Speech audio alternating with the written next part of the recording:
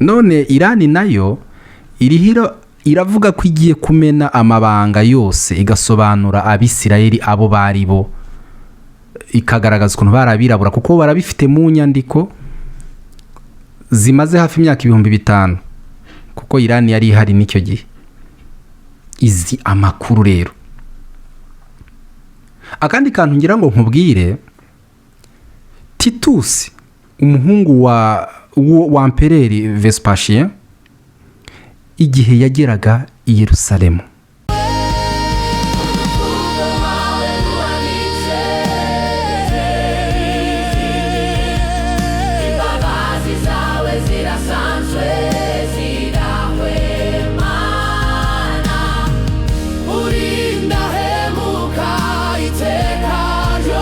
usuje inshuti muvandimwe wo kuri Salem TV, ndakwifuriza amahoro y'Imana. Reka data wo mu ijuru ugira neza akwishimire kandi akurebana amaso y'imbabazi, ngusabiye umugisha kubwo kubana natwe, n'iby'agaciro kubana natwe.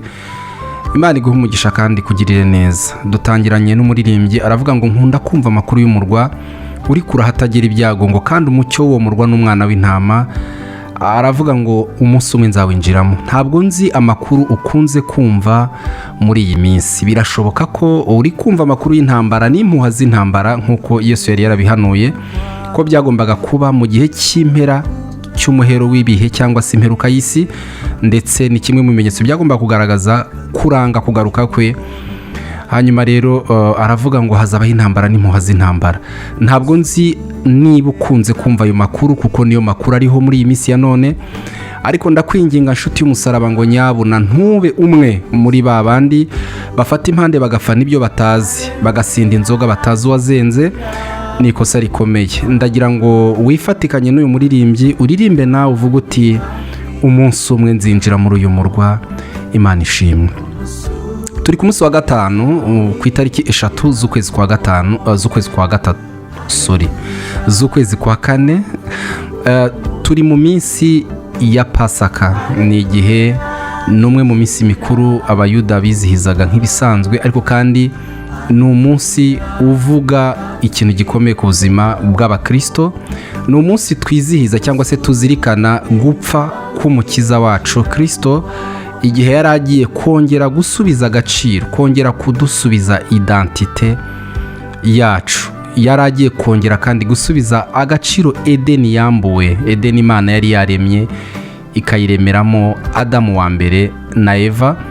Hanyuma umwanzi arabiba, reka mvuge ngo abambura ikintu cy'agaciro. Kristo rero yaragarutse kandi kongera gushyira ku murongo ibyo byavuye ku murongo.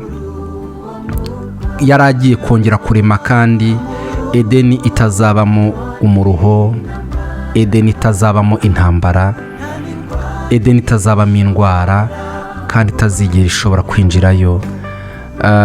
Ndagira ngo nkubwire ngo nicyo ngira ngo tuvugeho muri iki gitondo. Ndashaka ko tuganira ku ijambo ry'Imana. Ndavuga gato ku bintu nka 2 cyangwa se 3.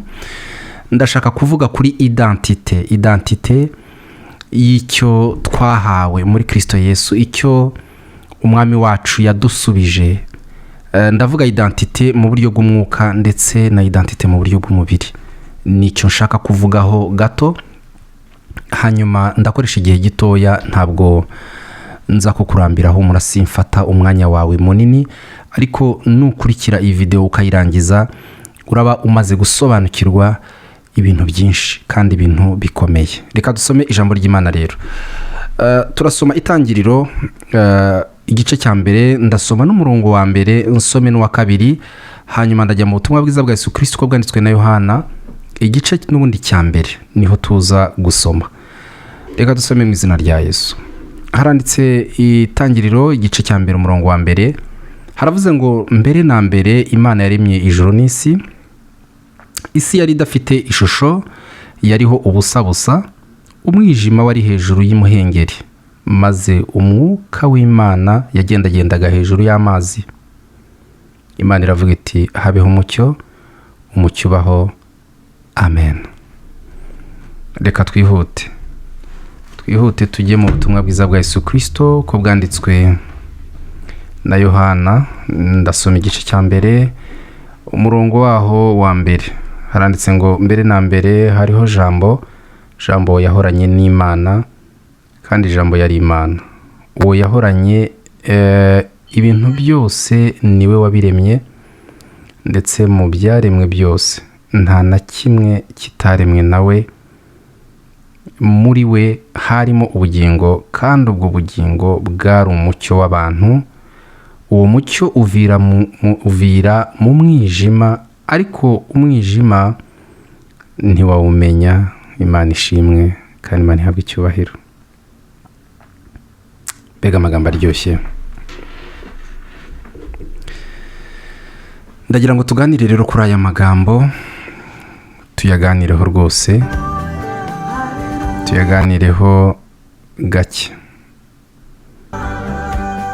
tuyumva, tuyuza, tuyaganireho. Nkuko nigeze kuvuga ko Bibiliya irimo amagambo ameze nk'amarenga. Nigeze kuvuga ko by'umwihariko amagambo Yesu yavuze arimo ahishemo amakode. Ni amagambo udashobora kumva ukiyasoma. Ni amagambo uko usoma umwuka wera agenda guhishurira ibindi bintu biyarimo, biyahishemo. Ndabibutsa ko Yesu yacaga mu bigaragara ashaka kuvuga ibitagaragara. Yesu yari afite uburyo avuga, ariko abamwumva ntibamwumve kugeza ubwo we asobanuye icyo ashaka kuvuga. Hari amagambo yavugaga n'abigishwa be ntibasobanukirwe, ariko yabashyira ku ruhande akabasobanurira, bakamubaza ngo kubera iki uvugira mu migani. Akavuga ngo ni ukugira ngo abantu bibwira ko bareba ntibabone, n'abibwira ko bumva ntibabashe gusobanukirwa, kubera ko Imana yahisemo gutoranya abaswa iretse abanyabwenge kugira ngo ikoze isoni abirata ubwenge bwabo. Yesu yigeze kubwira abafarisayo, arababwira ngo icyaha cyanyu gihoraho iteka, kuko muzi ko mureba kandi nyamara muri impumyi. Ngo iyaba basi mwari impumyi hakabayeho ibyiringiro. Niba ngerageje guparafraza neza nkuko Yesu yabivuze. Aha rero itangira igice kimwe umurongo wa mbere ndetse n'ubutumwa bwiza bwa Yesu Kristo bwanditswe na Yohana birasa. Ni amagambo asa, ameze kimwe. Ahangaha mbere na mbere Bibiliya yavuze ngo Imana yaremye ijuru n'isi. Umurongo wa kabiri uratubwira ngo isi yari idafite ishusho, yari iriho ubusa busa, nta kintu cyari kiriho. Hanyuma Bibiliya ikavuga ngo umwijima wari hejuru y'umuhengeri, maze umwuka w'Imana yagendagendaga hejuru y'amazi. Imana iravuga iti habeho umucyo, umucyo ubaho. Bibiliya igakomeza ivuga ngo burira buracya, uwo uba umunsi wa mbere. Ndakwibutsa ko isi yari idafite ishusho, hanyuma Imana irangije iyiha ishusho. Iravuga ngo habeho umucyo, umucyo ubaho, hanyuma itandukanya amanywa n'ijoro. Ibintu byose aho biva bikagera, Imana niyo yonyine gusa ishobora kubiha ishusho. Ubuzima bw'umuntu uwo ari we wese, ubuzima bwanjye, ubuzima bwawe, Imana niyo yabuha ishusho, bukagira icyanga, bukaryoha, kandi n'ukureba akakwifuza cyangwa se akifuza ubwo buzima. Nari mvuze gusa yuko ikintu cyose kiriho cyiswe izina kera, niko umwanditsi w'umubwiriza yavuze. Ikintu cyose kiriho cyiswe izina kera, ikintu cyose kiriho cyahawe ubuzima n'Imana, cyahawe ishusho n'Imana. Aha rero Bibiliya iravuga ngo mbere na mbere hariho, mbere na mbere isi yari idafite ishusho, hanyuma Imana iravuga ngo habeho umucyo. Habeho umucyo kugira ngo umucyo ukureho wa mwijima. Ikintu cya mbere Imana yaje gukora ku isi, cyangwa se yabanje gukora kuri iyi si dutuye, yabanje gukora icyo nakwita kuyiha ishusho. Yayihaye izina, yayihaye identite, iyiha ubuzima itari ifite, kuko ntiyari ifite ishusho. Icya kabiri, yari iriho ubusa, nta shusho yari ifite, yari iriho ubusa. Imana irangije irabyitegereza, iravuga ngo nkwiriye icya mbere kuyiha ishusho, hanyuma nkayikuraho kuba iriho ubusa. Kandi icya gatatu isi yari ifite yari iriho umwijima. Isi ntiyari ifite ishusho, yari iriho ubusa. Icya gatatu yari iriho umwijima. Imana ikintu yakoze, yabanje kwirukana, yabanje kuyiha ishusho. Icyo ni kimwe. Icya kabiri iyikuraho kuba iriho ubusa. Ubusa bwonyine, ni nkacyo navuga, ni nkacyo bisobanuye. Ntabwo ari ubusa, oya, ni ubusa. Ni ubusa muri make nta kintu, ni ubusa bwonyine bwari buriho. Imana irangije ngo iravuga ngo noneho habeho umucyo. Kuvuga ngo habeho umucyo byari bisobanuye ko yirukanye umwijima. Ndagira ngo wumve aya magambo ko ari atatu. Isi yari idafite ishusho, yari iriho ubusa, ikindi yari iriho umwijima. Yohana nawe yandika aravuga ngo mbere na mbere hariho Jambo. Jambo yahoranye n'Imana, kandi Jambo yari Imana. Ibintu byose niwe wabiremye, ndetse mu byaremwe byose nta na kimwe kitaremwe nawe. Muri 4 aravuga ngo muri we harimo ubugingo, kandi ubwo bugingo bwari umucyo w'abantu. Uwo mucyo uvira mu mwijima, ariko umwijima ntiwawumenya. Niba witegereza aya magambo, iki gice cya mbere cya Yohana neza kirasa n'igice cya mbere cy'itangiriro. Iyi vanjiri ya Yohana ukuntu yubatse, iza isobanura akazi katangiriye mu itangiriro, ariko gakomereza mu iherezo. Ni akazi Imana yakoze imaze kurema isi, imaze kurema Adamu, imaze kurema biriya bintu byose. Hanyuma yinjira mu kiruhuko, ariyo Sabato. Imaze kwinjira mu kiruhuko, Adamu na Eva uko byagenze mwese murabyibuka. Icyabaye ni iki? Icyabaye ni uko Adamu wa mbere, inzoka yaraje ishuka umugore we. Umugore arya ku giti yabujijwe n'Imana, arangije ahendahendera umugabo kurya ku giti. Adamu nk'uwari ufite inshingano zo kumvira umugore Imana yamuhaye, nawe yumvira umugore arya ku giti. Umva icyabayemo hano rero. Adamu yumviye umugore, ariko amujyana mu gukora, cyangwa se mu gukora nabi, mu kuva mu mugambi w'Imana. Hanyuma icyo Imana yagombaga gukora n'ubundi ni ukongera gusubiramo, ni nko gusubiramo ibyabaye n'ubundi, ariko noneho ikongera ikabisubiramo mu buryo bwiza bwo kuzura ibyo navuga ngo byapfuye cyangwa se byataye agaciro. Mu yandi magambo, gucumura kwa Adamu na Eva byabaye nk'aho bitesheje agaciro umurimo Imana yakoze, igihe yafataga ibintu byose ikabiha ubuzima, igihe yafataga isi ikayiha ishusho.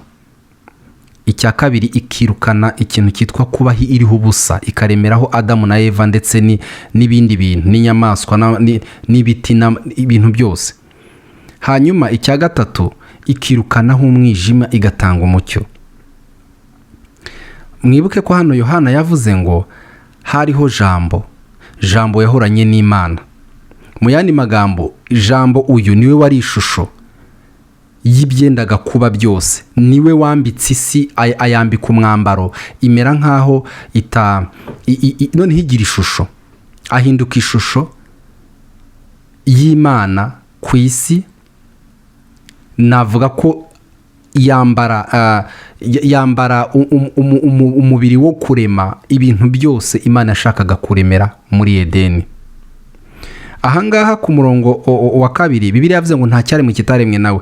Ni nawe winjiye mu gukura ubusa bwari ku isi, ahita arema ikintu cyose cyaremwe muri kiriya gihe, abishyira muri Edeni. Icya gatatu, wa mwijima wari uri hejuru, wagendaga hejuru y'umuhengeri, akora ikintu cyo kuwirukana, kubera ko Bibiliya Yohana yatubwiye ngo muri we yari ubugingo, kandi ubwo bugingo bwari umucyo w'abantu. Bwari umucyo w'abantu. Ngira ngo niba witegereza neza, itangirira igice kimwe umurongo wa mbere, wa kabiri, reka tuvuge n'uwa gatatu, ndetse na Yohana igice kimwe umurongo wa mbere kugera ku wa kane, neza ubona ko ari ni biruzuzanya, bivuga ibintu bimwe, ni passage zimwe. Icyabaye ni iki? Umugore yariye ku giti ndetse aha n'umugabo ararya. Mu yandi magambo, akoresha umugabo cyangwa se yinjiza umugabo mu mugambi utari uw'Imana wa Satani, bakora icyaha. Imana nanone yongeye kugarura iyi sene. Yohana yarabyanditse. Ibyo byabaye, Imana yongeye kugarura, kuzura ibyapfuye, ariko noneho Yesu abikora nk'uko n'ubundi Adamu wa mbere yanyuze mu nzira yo gucumura, ni nako Yesu yaje anyura mu nzira yo kugarura ubuzima. Ntabwo uratahura icyo nshaka kuvuga. Satani yakoresheje umugore kugira ngo yoreke inyoko muntu, cyangwa se abazakomoka ku rubyaro rw'umugore bose bazarimbuke. Imana nanone yongera gukoresha urubyaro, cyangwa se yongera gukoresha umugore kugira ngo nanone yongere kugarura ubuzima aho bwatakariye. Mu yandi magambo, aho umupira warengeye niho Imana yagombaga kuwurengurira. Muri diro yo kurangiza isi, Satani yakoresheje umugore. Diro yo gutanga ubuzima mu isi, Imana yakoresheje umugore. Kandi izo misiyo zombi zabaye successful. Ni ukuvuga ngo Satani yageze ku mugambi w'icyo yashakaga. Mu gihe yashakaga koreka inyoko muntu, akabaha urupfu rw'iteka bakarugendana. Urupfu ni rwashoboraga kwinjira mu isi kugeza ubwo bariye ku giti. Adamu acengana n'urupfu. Urupfu rumara imyaka 930 ruriho rushaka pozisiyo ruzafata ngo ruhitane Adamu rumujyane. Imyaka 930 ishize, ruba rwamaze kubona ahantu neza ruri mu ngusho, ruramufata Adamu ruramujyana, ruramumira neza, ruramuheza. Byatwaye imyaka, byatwaye igihe kirekire kugira ngo Imana yongere yohereze Adamu wa nyuma. Niko Bibiliya ivuga. Paul yabyandikiye Abakorinto mu rwandiko rwa mbere rw'Abakorinto igice cya 15:45, aho Bibiliya ivuga ngo Adamu wa mbere yari ubugingo buzima, ngo Adamu wa nyuma yari umwuka utanga ubugingo. Imana ishimwe.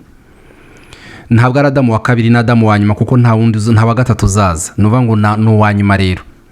Adamu wa mbere yananiwe gukoresha ubutware bwe neza. Adamu wa nyuma yaje ari muri autorite, yaje ategeka ibintu byose. Niyo mpamvu Adamu wa nyuma aza ntiyagendanaga ikofi irimo amafaranga menshi, ariko yashoboraga kwishyura fagitire y'ibintu byakwishyura amamiliyoni n'amamiliyoni. Ngira ngo murabizi ibitangaza 35 yakoze. Igitangaza cya mbere ari nacyo ndibuze kusa naho mvugaho gato, kikana y'Galilaya, ahantu Yesu yatashye ubukwe. Hanyuma uriya mukwe sinzi ubanza yari yakoze, hari habayemo akantu ko kwibeshya muri karikire ya budget igomba kugenda ku bukwe, kubera ko hari akantu kabaye nk'akabagora, simbizi ubanza yari yatumiye bake hakaza benshi, hanyuma ngo icyo kunywa kibabana gikeye. Noneho rero hahita haza umugore rero arintervene, araza. Wa mugore Eva wa wundi wabwiye Adamu wa mbere akazana urubuto ngo narye, kandi abizi neza ko ari kuvana Adamu mu mugambi w'Imana, ashutswe n'inzoka, kubera ko inzoka yari yamupropoje kontra y'ibintu bavuganye. Ahambwa ati humura, ibi ndi kukubwira ndabizi. Aramukonvenka. Eva arangije nawe akonvenka umugabo we, kuko izo mbaraga zimurimo Adamu. Nuko ajya ku meza atari matagatifu, ararya, ubugingo bwe bworama, gutyo n'abazamukomokaho. Aha rero mu bukwe bw'Ikana turabona nanone umugore, turabona Eva agaruka, kandi ariko agaruka mu ishusho ya Mariya nyina wa Yesu. Araza aramubwira ngo abwira abantu, arabegera arababwira ati ibyo ababwira mubikore. kandi mu yandi magambo yaramusabye yari nyina, nko kumubwira ati nyabuna tabara, hakenewe amaboko yawe ahangaha. Yesu asa n'ushaka kubikwepa, ariko abona ko ari cyo gihe. Icyo yakoze, yababwiye kuzana amazi ngo bayasuka muri bya bintu byari biri aho ngaho nyine byari byateguwe. Nuko basanga ngo ya mazi yahindutse divayi, ngo iryoshye kuruta iya mbere. Igitangaza kiba kirabaye. Ndabona ko Eva wa mbere yinjije Adamu mu mugambi wa Satani, amukura mu mugambi w'Imana. Ariko nk'uko Adamu wa nyuma Bibiliya yamwise Adamu, nawe Eva yagarutse kugira ngo amukure mu mugambi w'umubi, amugarure mu mugambi w'Imana. Yesu akora ikintu cyo kumvira, ariko yumvira. Adamu wa mbere yarumviye, kandi na Adamu wa nyuma yarumviye, ariko yumvira akora ikintu cyiza cyo guhembura abantu, cyo gukora ikintu cyiza. Cyari ikimenyetso. Yesu yabwiye Nikodemu ngo utabyawe n'amazi n'umwuka ntazinjira mu bwami bw'Imana. Nubwo ntutekereze ko amazi Yesu yavugaga ari aya ngaya tujyamo, kira ni ikimenyetso gusa cyo guhamya, ariko tuzabireba. Ushobora gusanga amazi yavugaga atarariye, kuko ari ubwayo ntago yakiza umuntu, ntafite ubushobozi bwo gukiza umuntu. N'ibindi Yesu yavugaga, kuko Yesu we nabivuzeho gato. Bibiliya cyangwa se amagambo ya Yesu yacaga mu bigaragara, ariko ashaka kuvuga ibitagaragara. Icyo Yesu yaragiye gukora ni ukongera kugarura identite, kwari ukongera gusubiza umuntu agaciro ke, kwari ukongera gusubiza Edeni icyubahiro yahoranye. Muri Edeni ntabwo hagombaga kubamo inzara, ntabwo Yesu yagombaga kwemera ko abantu bicwa n'inyota kandi ahari. Yesu yahagaze ku musozi yigisha abantu, iteraniro ibihumbi bingahe, 5, utabarema abagore n'abana, tubabaze bose ushobora gusanga ari nk'iteraniro ryari rigizwe n'ibihumbi 20. Arabagaburira akoresheje amafi 2 gusa n'imitsima 5, niko birivuga. Kubera ko Edeni irimo autorite, abantu ntabwo bicwa n'inzara. Aho ndiho ndavuga identite yo mu buryo bw'umwuka. Yesu yari yongeye kugarura, gusubiza agaciro Edeni, cyangwa se umusozi w'Imana wateshejwe agaciro, wambuwe ubutware n'agaciro. Ibuka ko Yesu igihe yari yambaye umubiri, yirukanye uburwayi mu bantu, yahumuye impumyi, yazuye agakobwa ka Yayiro, yazuye Lazaro ava mu gituro. Abwira umwe muri bashiki ba Lazaro, aravuga ngo unyizera naho yaba yarapfuye azongera abeho. Unyizera nubwo yaba yarapfuye azongera abeho.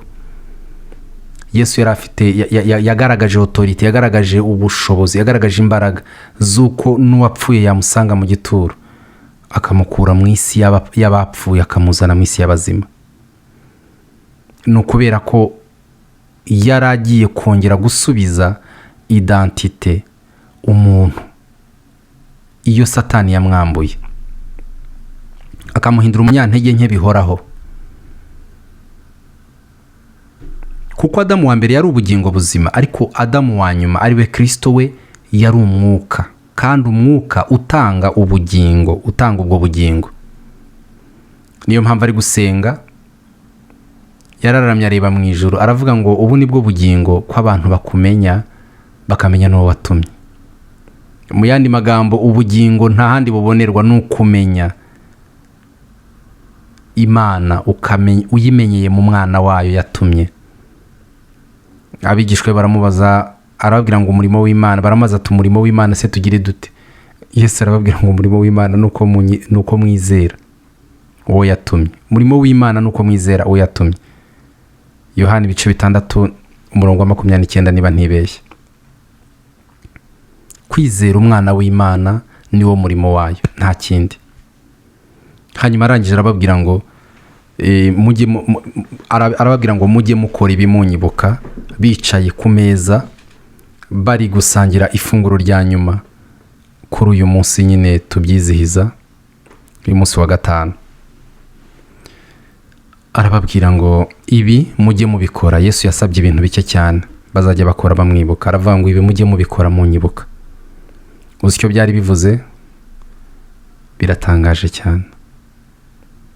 Aravuga ngo kurya no kunywa, yaravuze ngo uyu ni umubiri wanjye utanzwe cyangwa se ugiye gutangwa bakawushwanyaguza ku bwanyu, ndetse iyi ni inkongoro y'amaraso yanjye agiye kumeneka ku bwa benshi.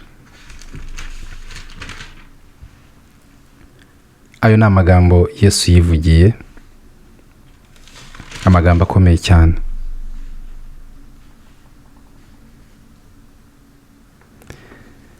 Yohana 6:35 aravuga ngo Yesu arababwira ati nige mutsima w'ubugingo, uzaho ndi ntazasonza na hato, nunyizera ntabwo azagira inyota na hato. Umubiri we yaravuze ngo mujye murya, amaraso yaravuga ngo ni inkongoro mukwiriye kunywa nk'ikimenyetso cyo kwibuka ko hari amaraso yamenetse ku bwanyu. Aha rero kode irimo ndetse n'ubwiru buhishemo.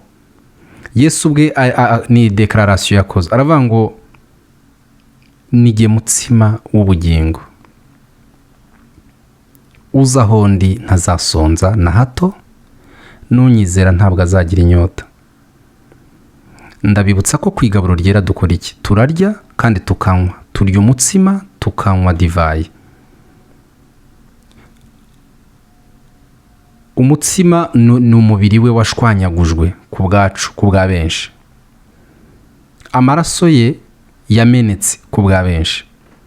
Hanyuma rero aravuga ngo murye umubiri wanjye kuko ari umutsima, kuko ari igihe mutsima w'ubugingo, kandi uzaho ndi akanyizera ntabwo azongera kugira inyota. Bivuze ngo kurya no kunywa bingana no kurya umutsima ari we jambo ry'Imana, kuko Bibiliya yatuye ngo mbere na mbere hariho jambo ry'Imana, yahoranye n'Imana kandi uwo yari Imana, nta cyaremwe kitaremwe nawe. Yari umucyo w'abantu, yari umucyo, yari ubugingo bw'abantu, akaba n'umucyo. Uyu nkuko Bibiliya ibivuze hano, urya uwo mutsima, urya iryo jambo, mu yandi magambo ni ukuryakira, abariye hanyuma akaryizera nko kunywa. Mu yandi magambo, iyo wariye uyu mutsima ntusonza, iyo wariye iri jambo ntabwo usonza. Yesu yabwiye Satani aramubwira ngo umuntu ntatungwa n'umutsima gusa, ahubwo atungwa n'ijambo ryose riva mu kanwa k'Imana. Rero iyo uriye uyu mutsima ari ryo jambo ry'Imana hanyuma ukaryizera, bingana no kurya no kunywa. Paulo asobanura ko tugomba kwitonda mu bigendanye n'igihe turi kwegera ameza y'umwami, ngo ntabwo ari ugupfa kurya gusa. Oya, Paulo asobanura uko bikwiriye gukorwa n'ingaruka mbi zishobora kubaho mu gihe byakozwe nk'umuhango gusa, abantu batumva neza impamvu yabyo n'ibyo ari byo. Kurya no kunywa ni ukwakira ijambo ry'Imana mu mutima wawe no kuryizera. Paul yandikira Abikorinto mu gice cya 13 ibaruwa ya mbere, igice cya 13 umurongo wa 13 aravuga ngo hagumyeho bitatu: ukwizera, ibyiringiro n'urukundo. Aravuga ngo ariko ikiruta byose n'urukundo, cyangwa se ikiruta ibindi n'urukundo. Rero kwakira ijambo ry'Imana ukaryizera bingana no kurya no kunywa, niwo wa mutsima w'ubugingo. Ahangaha Yesu yavuze, Yohana akabyandika mu gice cya 6 umurongo wa 35, aravuga ngo nige mutsima w'ubugingo, uzaho ndi ntazasonza na hato. Iyo wakira ijambo ry'Imana ntabwo ushobora gusonza, kuko ijambo ry'Imana rifite ubushobozi bwo gutunga umuntu, gutunga ubuzima bwawe, gutunga ubugingo bwawe, gutunga umubiri wawe. Niyo mpamvu yabwiye Satani ngo umuntu ntatungwa n'umutsima gusa, ahubwo atungwa n'ijambo ryose riva mu kanwa k'Imana. Ayo ni amagambo nawe yari yarasomye, yari yarize ari mu Gutegeka kwa kabiri, ndibaza ko ari ibice 8 niba ntibeshye, murongo wa 20 na kangahe, ndaza kureba neza.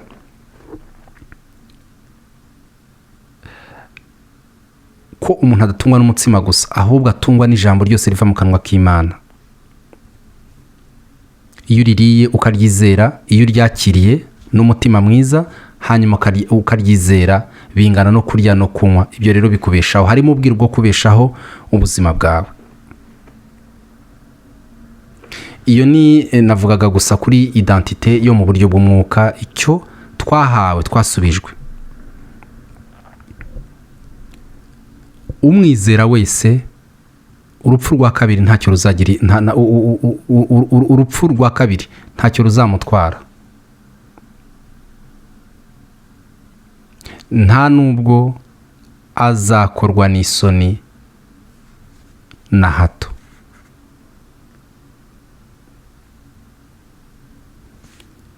Identite rero mu buryo bw'umubiri, identite mu buryo bw'umubiri, kimwe mu bintu Satani yagiye akora nuko yagiye afata ibintu akabicurika kugira ngo natwe nyine ducurame, kubera ko afata ibintu akabyitiranya, ntabwo abyitiranya kuko atazi ibyo ari byo, ahubwo abikora kubw'impamvu, kuko umuntu aramutse afashe amateka yawe akayagoreka, cyangwa se agafata amateka yawe akayitirira undi, burya ni ukukwica mu buryo bumwe cyangwa ubundi. Abakwambuye identite, abakwambuye uriwe, abakwambuye muri make abashaka ko wibura. Kimwe mu bintu Satani yakoze nuko yafashe navuga ngo abantu arabaconfusing akoresheje ibihe n'amateka. Abantu bamwe ashaka kubazimiza, bakabaho mu kirere batazi amamuko yabo, batazi inkomoko, batazi abari bo. Kuko nubwo identite y'umubiri nta kintu na kimwe yagusayidira mu bigendanye, reka mvuge ngo no kwizera Imana, ngira ngo mubona habaho impaka nyinshi, abayuda ni bande, ese koko abantu bari muri Isirayeli nibo bayuda nyakuri, abandi batoya? Ati oyada, abisirayeli nyakuri ntabariyo, kubera ko bari abirabura. Abantu bamwe bakabirakarira amati, ibyo bintu byanyu mubamo, ibyo bintu byo gufana, ubundi se baba ari abirabura, ibyo bibongerera iki cyangwa bihindura iki? Ko wapfuye yapfuye, kandi ko yapfiriye bose, yego nibyo, ariko ni n'ingenzi nibi nabyo kubimenya. Nta mukuri Bibiliya ibyo ivuga ni ukuri, nta kintu na kimwe cyanditsemo ahangaha kitari ukuri, nta na kimwe. Ariko uburyo by'interpretwa, uburyo abantu babyinterpreta, uburyo navuga ngo byasemuwemo, harimo ibinyoma byinshi, kubera ko hari ubishaka gutyo nyine, hari ushaka ko abantu babyizera gutyo, hari ushaka ko abantu babyemera uko, kuko azi w'icyo aba yakoze. Ni nk'uko muganga yaguha umuti wowe ukawunywa nabi, umuti wari wo, ariko kubera uwunyweye nabi urakwica, byanga bikunda urakwangiza. Iyo bavuga ibintu bakavuga bati aba bahanuzi bose banditse mu isezerano rya kera basaga gutya, bari aba n'aba, abisirayeli bavugwa ahangaha nta mwisirayeli ufite uruhu rwera wari urimo, bose bari bafite uruhu rw'umukara, bari abirabura. Abantu bakazamura impaka. Ntabwo mu by'ukuri ari ugufana, so kugira gute, ariko ni ibyago twagize, kubera ko buriya iyo ikinyoma kivuzwe igihe kirekire kigeraho kigahinduka ukuri. kikamera nk'ukuri mu matwi y'abantu. Uko ikinyoma abantu bakirepeta igihe kinini bageraho bakacyakira nk'ukuri. Njya mbivuga, iyo umuntu atinze mu mwijima agera hakabona. Iyo utinze mu mwijima uko umwanya ugenda ushira, iyo umuriro wagiye utangira ubona ibyezeze, ugeraho none ugatangira kubona umuntu mwari kumubona rwose, ukabona kandi uri mu mwijima. So rero ibyo ngibyo byatumye abantu bizera ibinyoma kandi babibamo igihe kirekire, kuko ni ibintu bahaweho nyine akarande n'abasekuruza babo. Ariko mu kuri, kimwe mu by'Imana yifuza ni ukugira ngo umenye ukuri, usobanukirwe ibyo ari byo, umenye impamvu y'ibintu byose, kuko aho ngaho niho umwanzi yihisha, kandi aho ngaho niho umwanzi yicira abantu mu buryo bumwe cyangwa ubundi. Kubera ko ukurashe ikinyoma cy'imyumvire aba asasiye ububore bw'ibitekerezo byawe. Ntabwo ushobora gutera imbere birenze uko utekereza, kandi uko utekereza ni ibintu biba byarubatswe mu gihe runaka, mu gihe kirekire, bigatuma ugira iyo mitekerereze imeze uko nguko. Uwo uri we bigenwa n'inzira wanyuzemo, bigenwa n'uburere wahawe, kuko bavuga ko uburere buruta ubuvuke.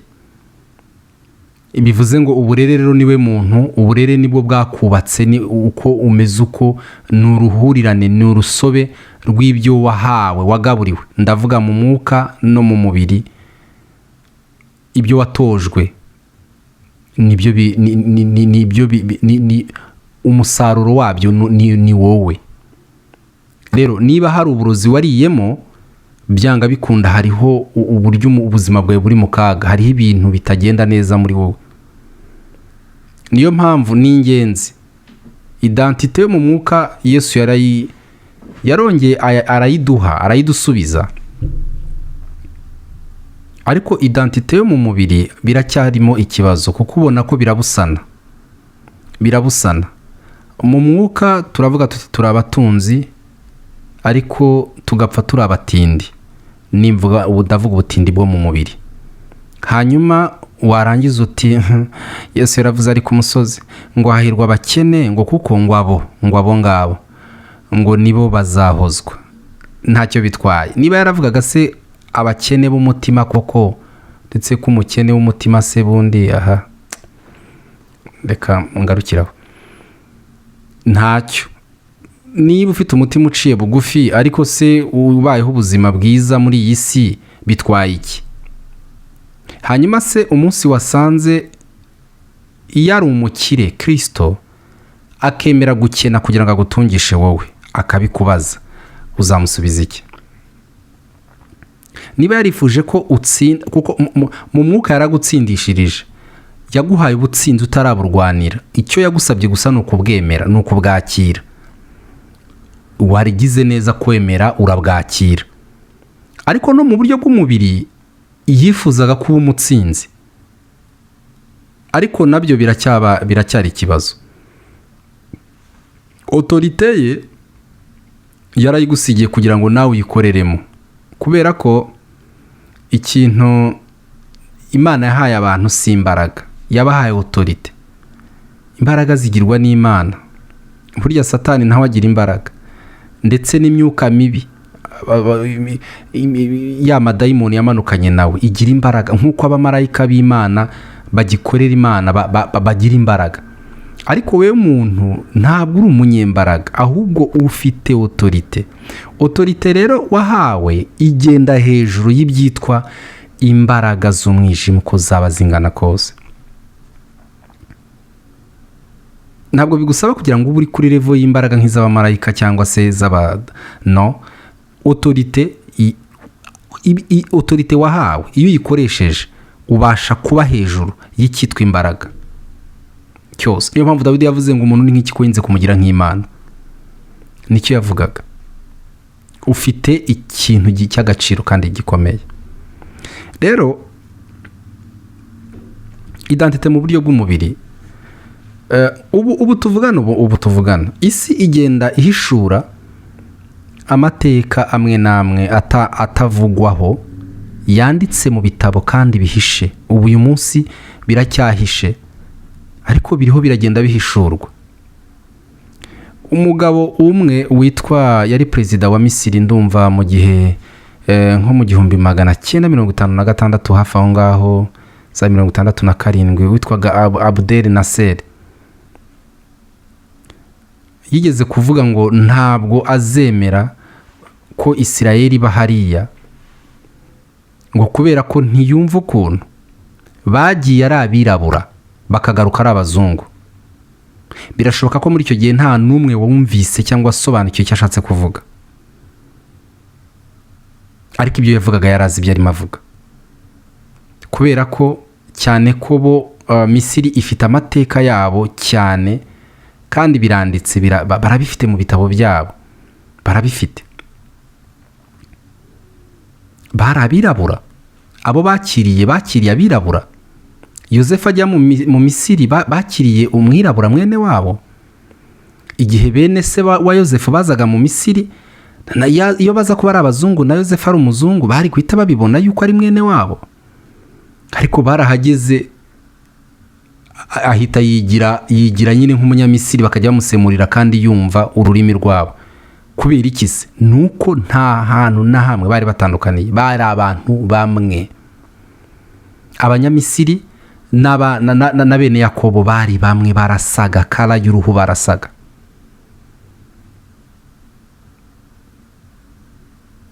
Nusoma Samuel wa mbere ndumva ari igice cya 16 nk'umurongo wa 12 niba ntibeshye, Bibiliya idekriva ukuntu Dawidi yari ameze. Bibiliya iravuga ngo kara gahungu keza k'inzobe k'uburanga.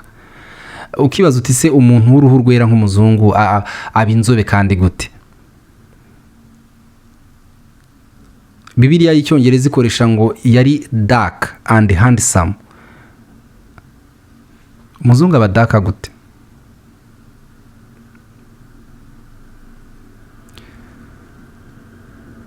Ndashaka kukubwira ko aba bose nta n'umwe wari ufite uruhu rwera warurimo. Ntawe rwose, ntawe. Hari impamvu umwanzi yashatse ko ubyizera gutyo. Yaba Yesu, yaba uretse ko Yesaya we yanatubwiye n'isura ya Yesu nuko yasaga nuko gusa tubyirengagiza. Yesaya 53 yasobanuye ko yari afite ubwiza butakwifuzwa n'umuntu, mbese umuntu atakwifuza. Yari afite nyine isura imeze ukuntu, kandi uburyo Yesaya yabivugaga usomye neza urabibona yuko ntabwo yavugaga uko ameze mu mwuka. Oya, yavugaga physical appearance, nibyo yasobanuraga. Ntabwo Yesu yari afite uruhu rwera, ntabwo yari umuzungu. Yakobo ntiyari umuzungu, Salomo ntiyari umuzungu. Yaravuze ngo bakobwa b'i Yerusalemu mwe kundeba nabi ko nirabura. Uwo ni Salomo. Aravuga ngo ndirabura ariko ndi mwiza. Mwe kundeba nabi ko nirabura, ndirabura ariko ndi mwiza. Uyu munsi Irani y'intambara ya Isirayeli na Irani ndetse n'Abanyamerika ihishema amabanga y'umwuka ndetse n'ay'umubiri. Kandi iyi ntambara nubwo atari yo yonyine gusa, n'izindi zigiye gutangira vuba, ariko iyi ntambara yamaze gukura isi mu gitereko yari irimo.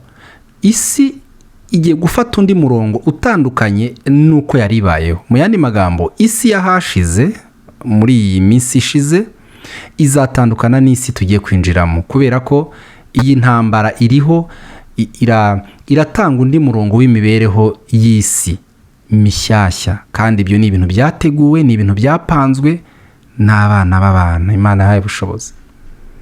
Abanyayirani rero imwe mu ntwaro, kuko aba bose, yaba ari abo Banyayirani, yaba ari Uburusiya, yaba aba bantu baricaye hamwe bajya inama yo guhisha identite y'Abayisirayeli. Abo ari bo ubwo bwoko bwari bwaratoranijwe barayihisha. Kubera iki bayihishe? Ni ukugira ngo ubu bwoko buzitakaze, buzibure, ntibusobanukirwe icyo bufite n'icyo buhamagarirwa. Mu yandi magambo, buhinduke impogoma, buhinduke inzererezi, babe ibicamuke n'inzererezi mu isi. Ahubwo bahabwa iyindi identite ko bariho umuvumo ari utuma babayeho gutyo. Ahari se byanashoboka kuko banze Yesu, baramwanga, baranamubamba. Birashoboka ko ibyo nabyo ahari se abo bamwanze bashoboraga kubiryozwa, niba ariko nabivuga. Ariko kubera ko inzira zabyaye amahari, mu yandi magambo zaratandukanye, mu minsi yashize Putin we yarabivuze, asobanura ibyo bintu ko Yesu atari umuzungu, yari umwirabura. Ariko kibaza ngo kuki se abihishuye ubu ngubu? Ni ukubera ko nyine bariho baramena amabanga, barimo inama bagiye ntabwo bagihuje inama n'imigambi, kuko inyungu ntizikiri zimwe. None Irani nayo iravuga ko igiye kumena amabanga yose, igasobanura Abisirayeli abo bari bo, ikagaragaza ukuntu barabirabura, kuko barabifite mu nyandiko zimaze hafi imyaka 5,000, kuko Irani yari ihari n'icyo gihe. Izi amakuru rero.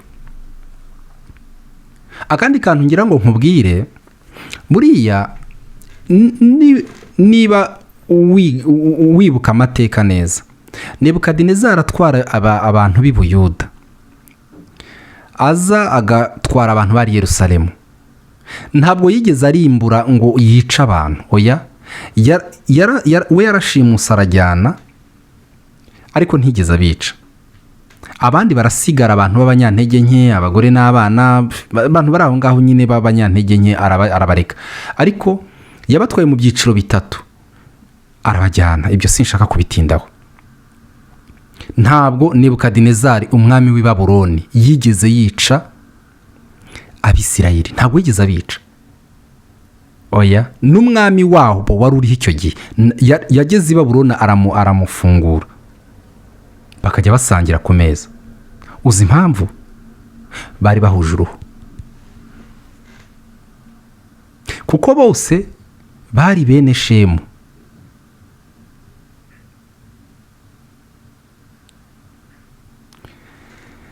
Ariko Abaroma igihe bazaga,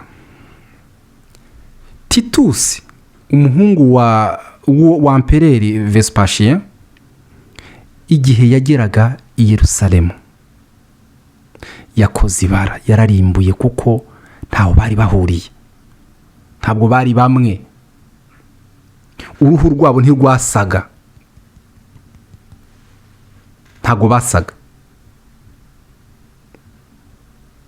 Kubera ko Tito yari afite uruhu rwera, kuri we rero buriya bwoko bari abanyamahanga, kuri we arabarimbura, arabica cyane. Ariko Nebukadinezari ntabwo yabishe, kubera ko barasaga. Ndakwibutsa ko Aburahamu yari yaravuye muri Uri y'Abakarudaya. Niwitegereza neza, ni hariya i Babiloni, hari i Babuloni, ni muri kiriya kirere, ni muri kara gace, niho Aburahamu yari yaraturutse, ukomokwaho na Isaka. Isaka wabyaye Yakobo, Yakobo ukomokaho imiryango 12 y'Abisirayeli. So rero ni ingenzi kumenya ibi bintu, kuko hari impamvu yabyo, kandi Bibiliya itanga amasezerano kuri aba bantu. Ni Imana isezeranya abantu ubwoko buri ahantu ku butaka runaka, ikabavugaho ijambo ryiza. Uko niko kuri. Ni Imana, muri Kristo Yesu twese twarazwe umurage umwe, nibyo. Ariko kandi ni Imana y'ahantu, ibyo ntitwanabyibagirwa. ni imana ivuga ku gihugu runaka, ni imana isezeranya isezerano igihugu runaka ibyo izagikorera. n'ibyo ukwiriye guhuguka ukamenya uwo uriwe muri ibi byanditswe. Muri Kristo Yesu uriwe no mu isi y'umubiri uriwe, bizakurenza ibi Satani yadutamitse by'indorerwamo twireberamo z'amoko y'ubupfu gusa twaremewe, kandi uwayaturemeye afite impamvu n'icyo yaragamije. Ibyo ni ibintu byirirwa bidukina mu mitwe, mu bitekerezo, biturimita bituma niyo mana twizera tutayishyikira. Duhora ahantu hamwe mu by'ubu buzima n'iterambere rikadindira kubera ibyo bintu twatamitswe, kubera ibyo binyoma by'imyumvire twatamitswe byasasiye ibitekerezo byacu, birabora, ntibyavamo icyo Imana yari yaragambiriye. Kuko ubutunzi bw'umuntu ni uko atekereza. Biravuga ngo uko umuntu atekereza niko ari. Uwishe ibyo bitekerezo rero yari agamije ikintu gikomeye.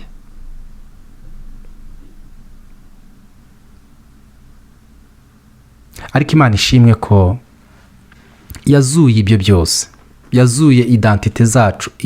Yesu yadusubije identite y'ukuri, yatugize abaragwa b'ubwami nk'uko Imana yari yarabigambiriye. Yongeye kutugira abana be mu bwami bw'Imana. Turi abana be, uyu munsi turi abana be.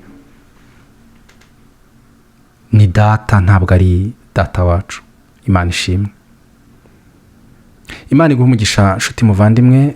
Reka dusubike, tuzasubukura ubutaha. Mu bihe biri imbere tuzatangira kuvuga ibintu biremereye bikomeye, bisaba ko umuntu abanza kwivaho. Ikindi, hari inkuta zizasenyuka zubatswe n'abantu, zitubatswe n'Imana mu mutima wawe. Biragorana rimwe na rimwe, kuko hari igihe ukuri kuvugwa ukakwitiranya n'ibinyoma kubera ko wasinze ibinyoma igihe kirekire. Ariko humure, umurimo w'Umwami Imana ntuzatuma uguma kubaka ku binyoma byaremwe n'abantu, kuko kuri kw'Imana kurahari, kandi ni ingenzi ko umenya ukuri kukwerekeyeho n'icyo Imana ishaka. Data wo mu ijuru akugirire neza kandi aguhe umugisha. Uhoraho akunezererwe muri iki gihe ndetse no mu kiri imbere. Uhugukire gusoma ibyanditswe byera, kandi uhugukire gusenga buri munsi, kugira ngo, kuko biri dusaba uko irya minsi yegereza, ariko natwe turushaho kwiboneza nk'uko waboneye. Kandi intambara n'ibyago ngo byo bizageza ku mperuka y'isi, ku mperuka y'ibihe, ntabwo bizigera bihagarara. Nutegereza ko rero isi izabona amahoro kugira ngo ubone akaryo ko gusenga no gukora ibindi byose byiza, ntabwo ibyo bizakunda. Ahubwo gukora ni none. Icyo ukwiriye gukora gikora ubu, ntugire ubute, ntugire ubunebwe. Iki nicyo gihe ufite, kuko ejo biragoye. Imana iguhe umugisha kandi kugirire neza. Reka mvuge ngo nakagaruka.